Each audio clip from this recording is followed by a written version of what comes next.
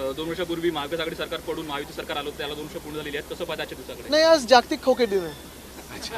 आदित्यजी, आशिष शेलारांनी एक आरोप केला आहे की खरं तर उद्धव ठाकरेंकडून जे आहे तर मतदान जे निवडणूक अधिकारी त्यांच्यावर प्रेशर आहे, दबाव टाकला जात आहे, त्यांना धमकवलं. बघा, मी हे नेहमी सांगितलेलं आहे, ज्यांना सायकोलॉजिकल मदतची गरज आहे त्यांना मी उत्तर देत नाही.